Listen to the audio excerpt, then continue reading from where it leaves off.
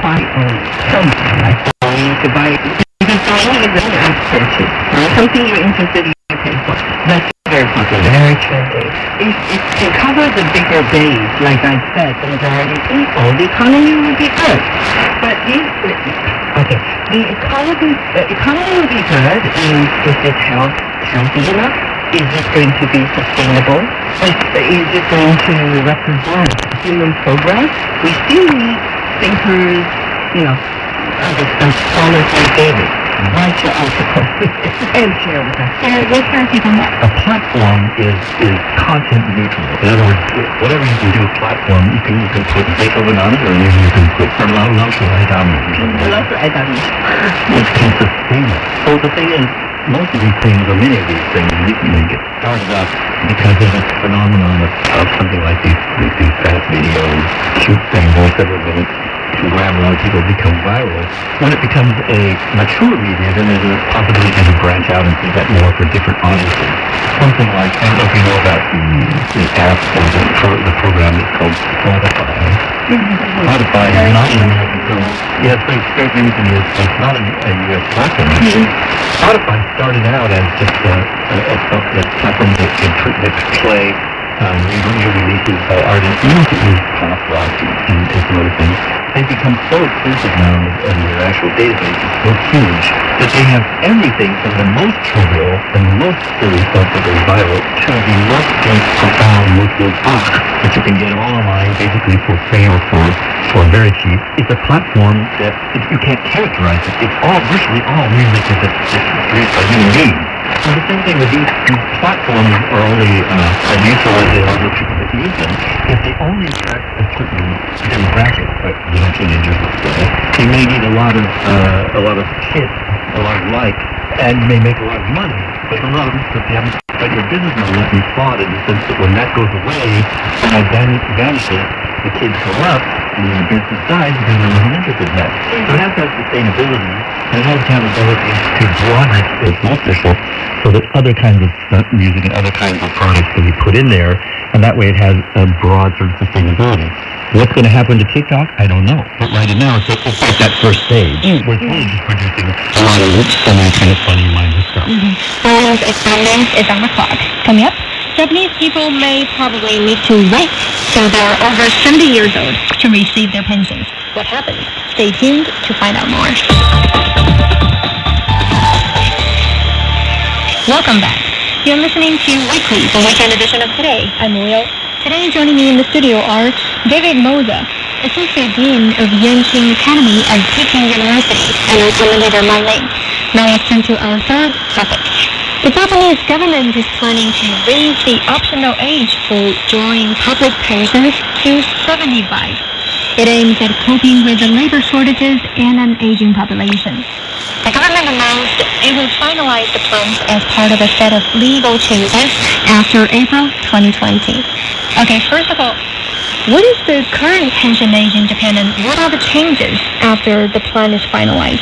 The current one is the benchmark is 60 and 65, 70, but now maybe after the change, it should be 71 and older. I think it's not really a piece of so shocking news.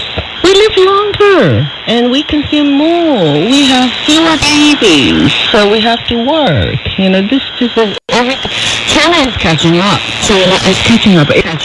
China is catching up. It happened. I think the aging population started in Japan and in European countries, in the United States, in Britain, or the UK.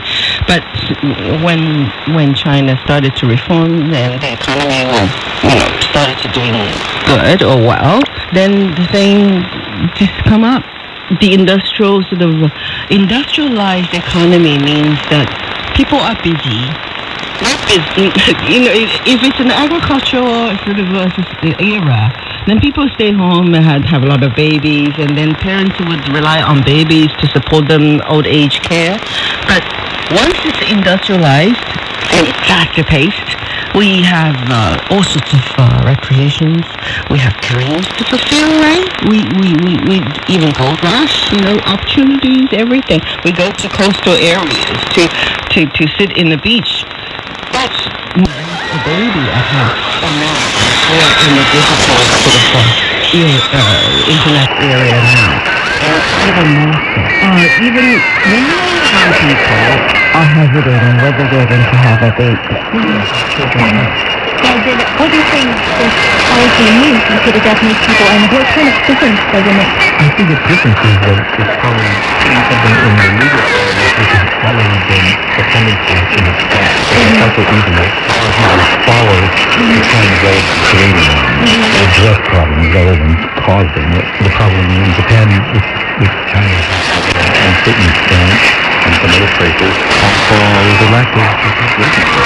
The rest is doing pretty well with basically just Immigration is saying, but also our population is that we take which means people are going to about the same level. As far as I know, the U.S. from the direction is the Asian population direction. It's actually the reverse. The population, the good thing about that is it keeps that balance. That's what replacement population is, which that you're younger people can go into the market at a reliable rate, and they're dying off. Of course, there's problems now because people are living. No, nothing. If Trump says no more immigration and harder sort of policies on visas, on immigrations, on sorts of things, I think the direction should be reversed. Now it's like you said, balance. But the immigration issue is a slightly different one. Mm-hmm. It's the basic things, your basic population. So now you maybe forget what I was about to say. But Japan has the same sort of problem that China is facing, and is slightly ahead of China because they've already come to grips with some of the issues. So one of the issues is, they're making the retirement age later. One of the things that they can do with this, the Japanese workforce has a more special relationship to its employers. How special? The typical Japanese employer-employee relationship is one of a sort of a long-term, committed relationship on both.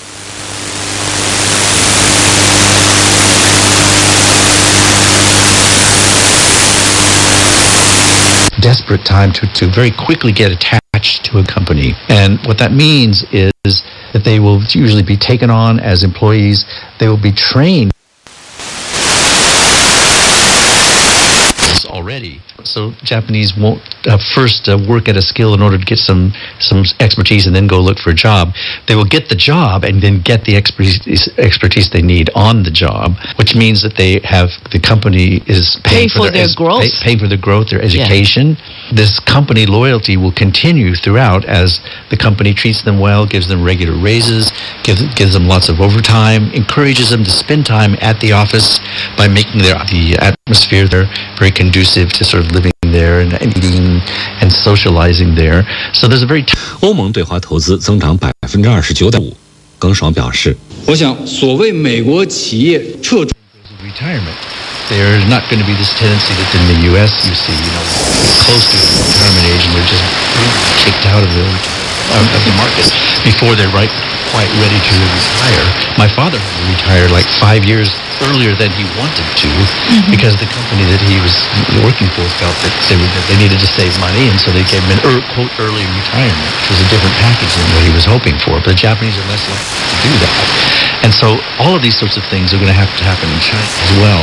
What's happening in China, and I think is happening in Japanese too, is with or without the presence of companies, these retirees are learning that there are things they can do and still remain productive in their later years. They can take on part-time jobs. They can certainly take a load off of the parents on the family by doing the child care that the parents would normally do, and that's happening both in Japan and in China. And so the point is that these people are living longer. No longer is 70 a sort of an age where you absolutely can't do anything and you have to be bedridden or taken care of. 70s, 75, even 80s can be people that old who are actually walking around taking care of things, shopping, even doing jobs on the computer and stuff. So it's changing the way the workforce is make the work period longer and more sustainable, and also it's taking the place of all the young people that are not being replaced the way they normally would be in places like China and Japan. I think we should learn from the U.S., your country. I had a brief investigation when I was there, research. For example, I met a 80-something shop assistant in Macy's. I was like, it's the jewelry sector, which is... And then I said,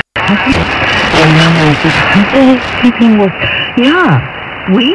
in the private sector, it's not the government. Retirement age, but it's a real capitalist market for this market. There's no age limit. As long as you can perform well, as long as you're able to, you can fulfill the job description, as long as you still have something that you can contribute to the society, the doors should be open. The one trend that is having a huge effect, it's a new idea, and some sectors are trying it out because it does work for some things. Some manufacturers found that instead of hiring lots of women for these sweatshops to spend 20 hours a day or 15 hours a day in a sweatshop, making tennis shoes and then going home, that it was very bad for the workers and it wasn't very good for the employer either. So what they did was they would have the women do it at home and give them the materials. They could see how many that they would first test them to make sure they could do it at home, make the shoe up to quality, and then give them the materials and the products, and then they would say, all right, this week we give you a quota of 10 shoes.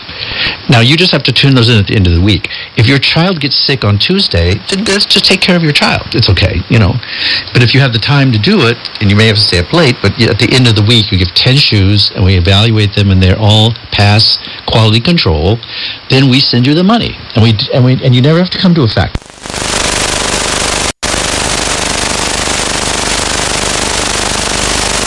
So I say, okay, it's up to you. You don't earn that money, right? So that's the kind of things. There are all sorts of telephone marketing.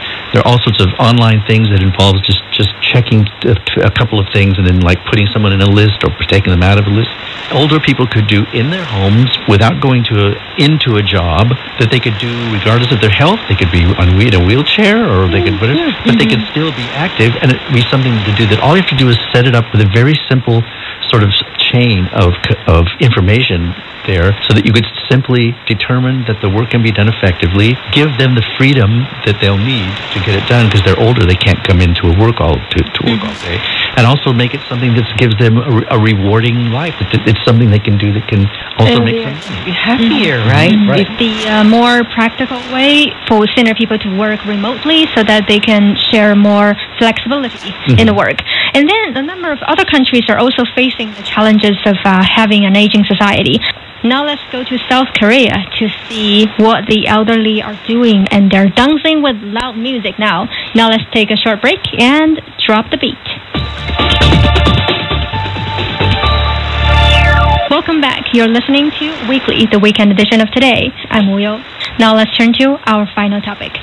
In the afternoon, a back alley of Seoul is packed with hundreds of silver-haired couples, and that is a disco organized by the South Korean government. The club only welcomes senior people who are 65 years old or above. The event is the first of its kind, aims to tackle loneliness and dementia in South Korea. So first of all, why does it ban those who are younger than 65 years old? They're not that lonely, and they haven't got dementia.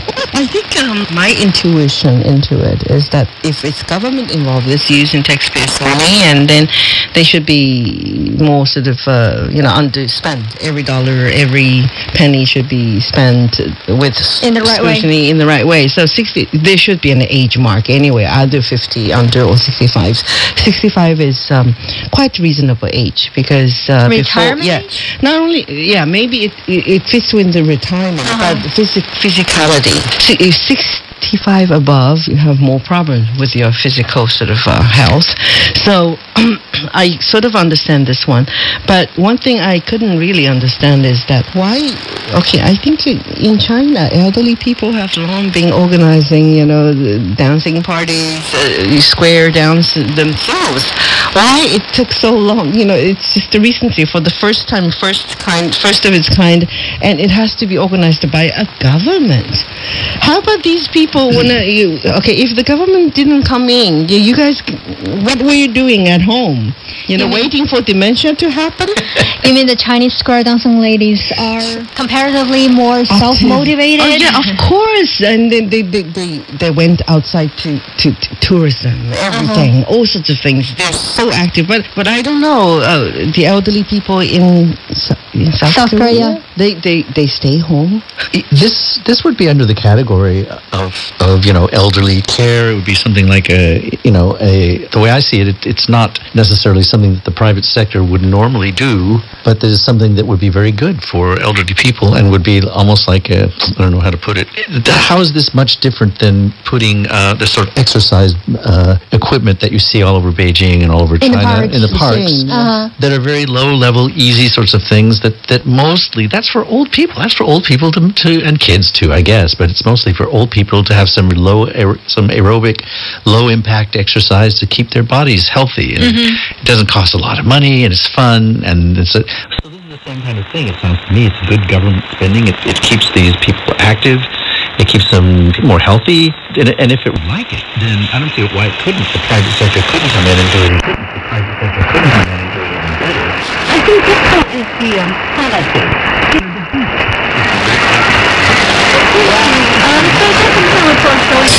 So there's another report showing that in Beijing, some karaoke, KTV, it has opened to senior people during the daytime.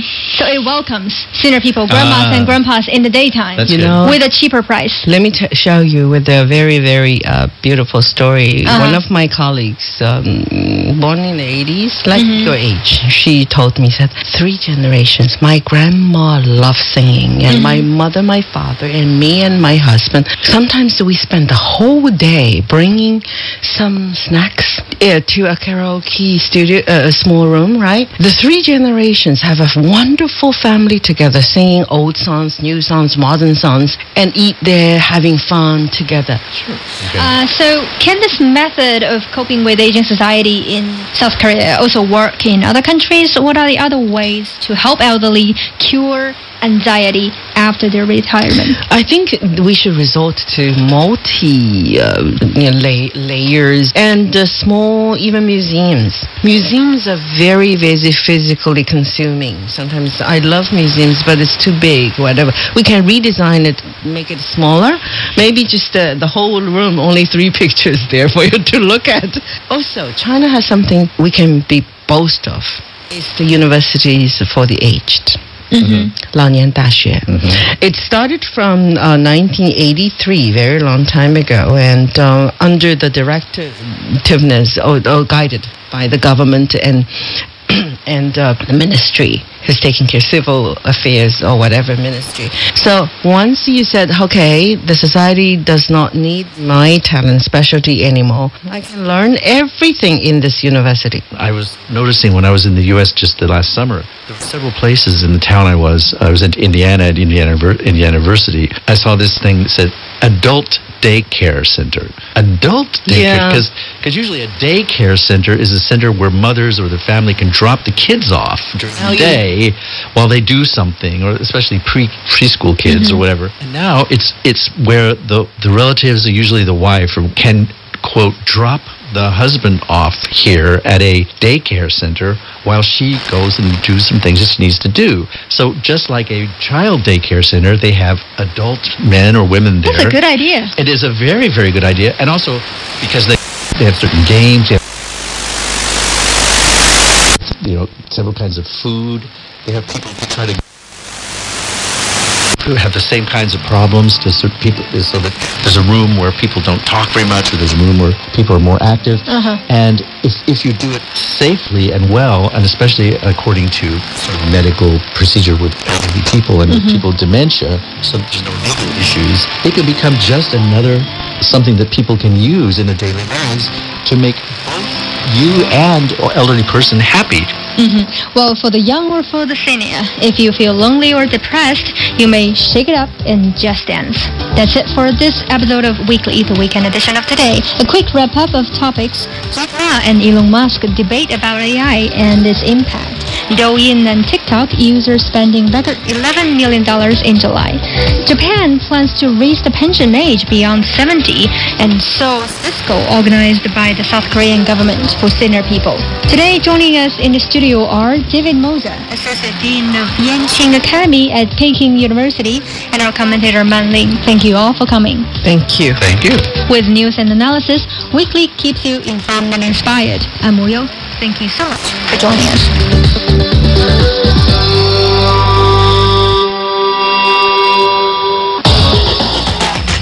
Today, illuminating the news that matters to you.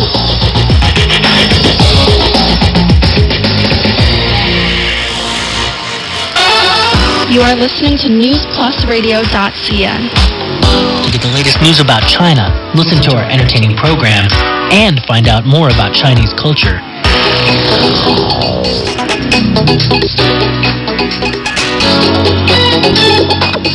CRI, your bridge to China and the world.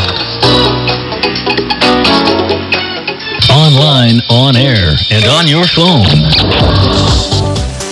Take Today wherever you go and stay ahead of what's changing our world. From politics and the economy to business and technology, Today covers regional and international issues that affect China and the world.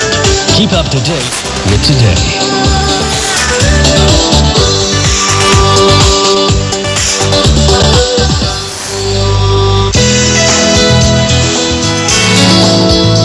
As a guest speaker with Today, I feel very much grateful for providing a chance for me to communicate to the world in China's progress and China's accomplishment and also China's rich cultural heritage and, of course, China's desire to integrate itself into the international community.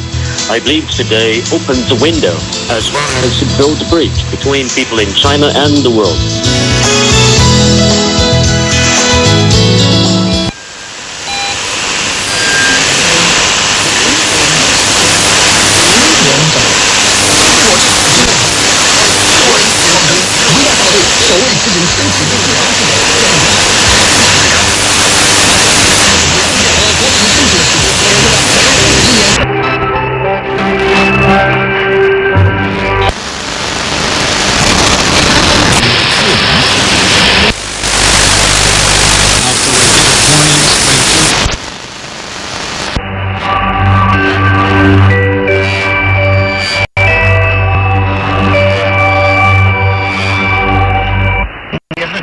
Radio international है।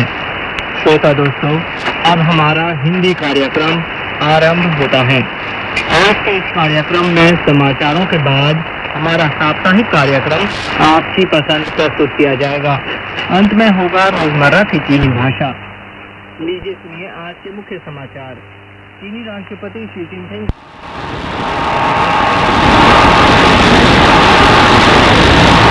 officials have criticized the recent arrests by the Hong Kong police, painting the perpetrators as mere dissenters. They also urged the Hong Kong government to drop the charges and threatened with a bill on Hong Kong. In refuting the remarks, the commissioner's office blamed the American politician for smearing the Hong Kong police's efforts and emboldening the offenders.